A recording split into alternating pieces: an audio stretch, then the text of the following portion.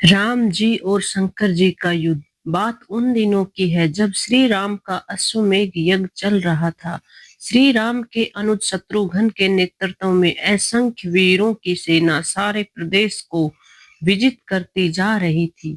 यज्ञ का अश्व प्रदेश प्रदेश जा रहा था। इस क्रम में कई राजाओं के द्वारा यज्ञ का घोड़ा पकड़ा गया, लेकिन अयोध्या की सेना के आगे उन्हें झुकना पड़ा। शत्रुघ्न के अलावा सेना में हनुमान, सुग्रीव और भरत पुत्र पुष्कल सहित कई महारथी उपस्थित थे, जिन्हें जीतना देवताओं के लिए भी संभव नहीं था।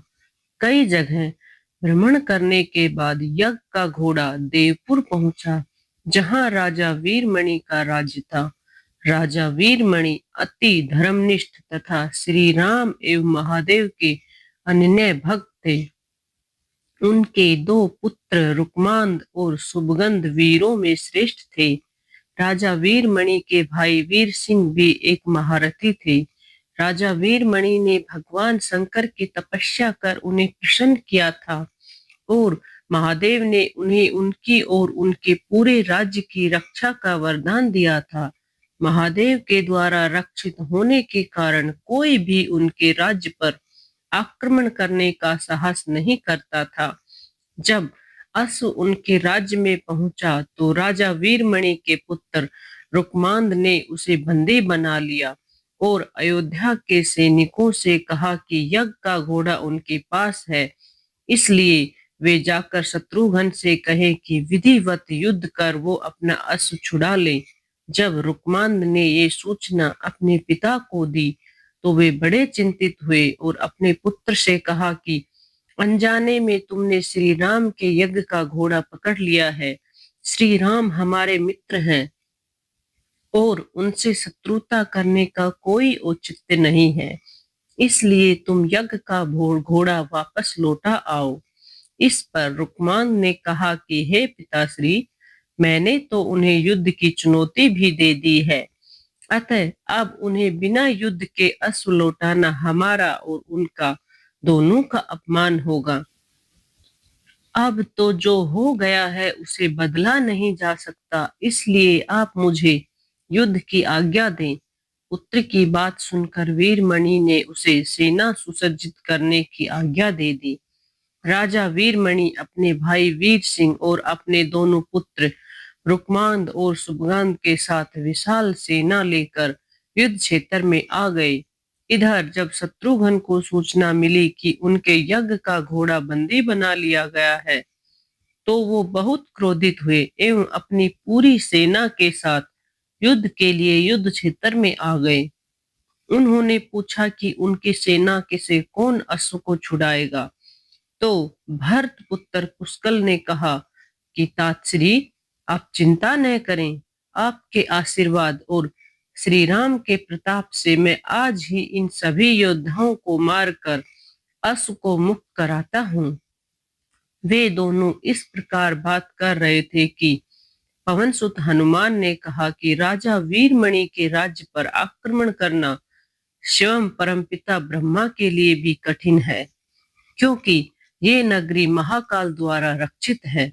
अतः उचित यही होगा कि हमें पहले बातचीत द्वारा राजा वीरमणि को समझाना चाहिए, और अगर हमने समझा पाए तो हमें श्री राम को सूचित करना चाहिए।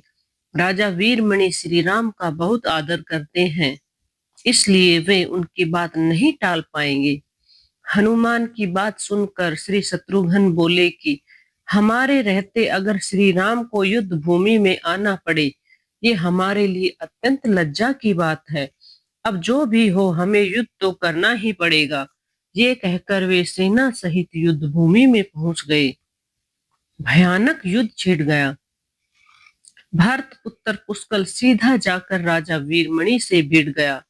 दोनों अतुलनीय वीर थे। वे दोनों तरह तरह के शस्त्रों का प्रयोग करते हुए युद्ध करने लगे। हनुमान राजा वीरमणि के भाई महापराक्रमी वीर सिंह से युद्ध करने लगे। रुक्मांग और सुभगान ने शत्रुघ्न पर धावा बोल दिया। पुष्कल और वीरमणि में बड़ा घमासान युद्ध हुआ। अंत में पुष्कल ने वीरमणि पर 8 नाराज बाणों से वार किया इस वार को राजा वीरमणि सह नहीं पाए और मूर्छित होकर अपने रथ पर गिर पड़े। वीर सिंह ने हनुमान पर कई अस्त्रों का प्रयोग किया, पर उन्हें कोई हानि न पहुंचा सके। हनुमान ने एक विकट पेड़ से वीर सिंह पर वार किया। इससे वीर सिंह रक्तवमन करते हुए मूर्छित हो गए। उधर शत्रुघ्न और राजा वीरमणि के पुत्रों में असाधारण युद्ध चल रहा था। अंत में कोई चारा न देखकर शत्रुघ्न ने दोनों भाइयों को नागपास में बांध लिया। अपनी विजय देखकर शत्रुघ्न की सेना के सभी वीर सिंहनाद करने लगे। उधर राजा वीरमणि की मूर्छा दूर हुई तो उन्होंने देखा कि उनकी सेना हार के कगार पर है। ये देखकर उन्होंने भगवान रुद्र का स्मरण किया। महादेव ने अपने भक्त को मुसीबत में जानकर वीरभद्र के नेतृत्व में नंदी भृंगी सहित सारे गणों को युद्ध क्षेत्र में भेज दिया। महाकाल के सारे अनुचर उनकी जय जयकार करते हुए अयोध्या की सेना पर टूट पड़े। शत्रुघ्न, हनुमान और सारे लोगों को लगा कि जैसे प्रलय आ गया हो। जब उन्होंने भयानक मुख वाले रुद्रावतार वीरभद्र, नंदी भृंगी सहित महादेव की सेना देखी तो सारे सैनिक भय से कांप उठे।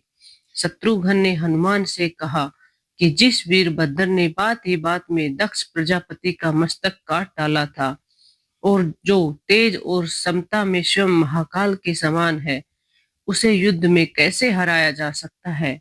ये सुनकर पुष्कल ने कहा कि तातश्री, आप दुखी मत हो, अब तो जो भी हो हमें युद्ध तो करना ही पड़ेगा।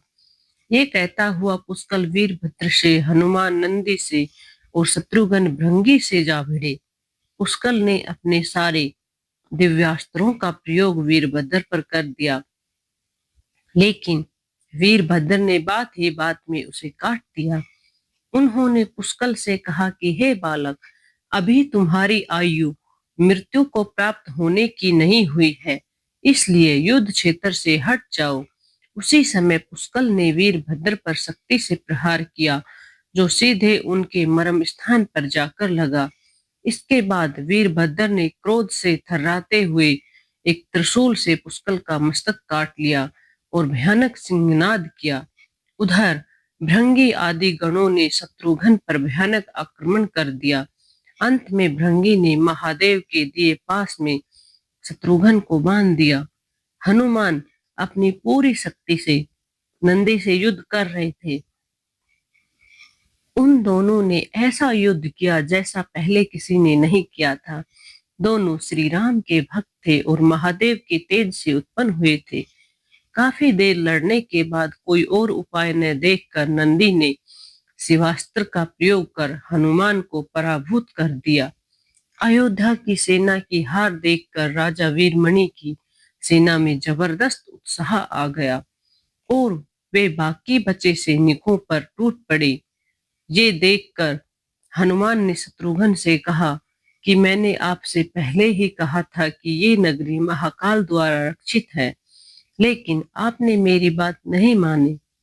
अब इस संकट से बचाव का एक ही उपाय है कि हम सब श्री राम को याद करें। ऐसा सुनते ही सारे सैनिक शत्रुघ्न, पुष्कल एवं हनुमान सहित श्री राम को याद करने लगे। अपने भक्तों की पुकार सुनकर श्री राम तत्काल ही लक्ष्मण और भरत के साथ वहां आ गए। अपने प्रभु को आया देख सभी हर्षित हो गए। इन सबको ये विश्वास हो गया कि अब हमारी विजय निश्चित है। श्री राम के आने पर जैसे पूरी सेना में प्राण का संचार हो गया। श्री राम ने सबसे पहले शत्रुघ्न को मुक्त कराया और उधर लक्ष्मण ने हनुमान को मुक्त करा दिया। जब श्री राम, लक्ष्मण और भरत ने देखा कि पुष्कल मृत्यु को प्राप्त हो चुके हैं तो उन्हें बड़ा दुख हुआ। भरत तो शोक में मूर्छित हो गए। श्री राम ने क्रोध में आकर वीरभद्र से कहा कि तुमने जिस प्रकार पुष्कल का वध किया है, उसी प्रकार अब अपने जीवन का भी अंत समझो। ऐसे कहते हुए श्री राम ने सारी सेना के साथ शिवगणों पर धावा बोल दिया। जल्द ही उन्हें ये पता चल गया कि शिवगणों पर साधारण अस्त्र बेकार हैं, इसलिए उन्होंने महर्षि विश्वामित्र द्वारा प्रदान किए दिव्य अस्त्रों से वीरभद्र और नंदी सहित सारी सेना को विदीर्ण कर दिया। श्री राम के प्रताप से पार न पाते हुए सारे गणों ने एक स्वर में महादेव का आह्वान करना शुरू कर दिया। जब महादेव ने देखा कि उनकी सेना बड़े कष्ट में है, तो वे स्वयं युद्ध क्षेत्र में प्रकट हुए। इस अद्भुत दृश्य को देखने के लिए परमपिता ब्रह्मा सहित सारे देवता आकाश में स्थित हो गए। जब महाकाल ने युद्ध क्षेत्र में प्रवेश किया तो उनके तेज से श्री राम की सारी सेना मूर्छित हो गई। जब श्री राम ने देखा कि स्वयं महादेव रण क्षेत्र में आए हैं, तो उन्होंने शस्त्र का त्याग कर भगवान रुद्र को दंडवत प्रणाम किया एवं उनकी स्तुति की। उन्होंने महाकाल की स्तुति करते हुए कहा कि हे सारे ब्रह्मांड के स्वामी, आपके ही प्रताप से मैंने महापराक्रमी रावण का वध किया है। आप स्वयं ज्योतिर्लिंग में रामेश्वरम में पधारे।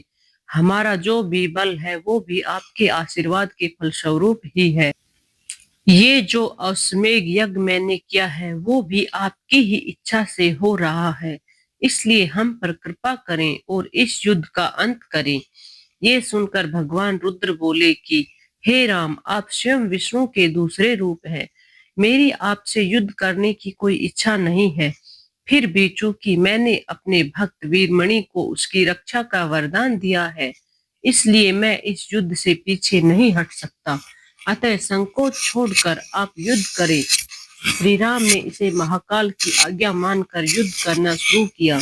दोनों में महान युद्ध छिड़ गया, जिसे देखने देवता लोग आकाश में स्थित हो गए। श्री राम ने अपने सारे दिव्यास्त्रों का प्रयोग महाकाल पर कर दिया, पर उन्हें संतुष्ट नहीं कर सके। अंत में उन्होंने पाशुपत शास्त्र का संधान किया और भगवान शिव से बोले कि हे प्रभु, आपने ही मुझे ये वरदान दिया है कि आपके द्वारा प्रदत्त इस अस्त्र से त्रिलोक में कोई पराजित हुए बिना नहीं रह सकता। इसलिए हे महादेव, आपकी ही आज्ञा और इच्छा से मैं इसका प्रयोग आप पर ही करता हूँ। ये कहते हुए श्री राम ने वो महान दिव्यास्त्र भगवान शिव को चला दिया। वो अस्त्र सीधा महादेव के हृदय स्थल में समा गया और भगवान रुद्र इससे संतुष्ट हो गए। उन्होंने प्रसन्नता पूर्वक श्री राम से कहा कि आपने युद्ध में मुझे संतुष्ट किया है, इसलिए जो इच्छा हो वर मांग ले। इस पर श्री राम ने कहा कि हे भगवान, यहाँ इस युद्ध क्षेत्र में भ्राता भरत के पुत्र पुष्कल के साथ असंख्य योद्धा वीर गति को प्राप्त हो गए हैं। उन्हें कृपा जीवन दान दीजिए। महादेव ने मुस्कुराते हुए तथास्तु कहा और पुष्कल समेत दोनों ओर के सारे योद्धाओं को जीवित कर दिया। इसके बाद उनकी आज्ञा से राजा वीरमणि ने यज्ञ का घोड़ा श्री राम को लौटा दिया और अपना राज्य रुक्मान को सौंपकर वे भी शत्रुघ्न के साथ आगे चल दिए। धन्यवाद।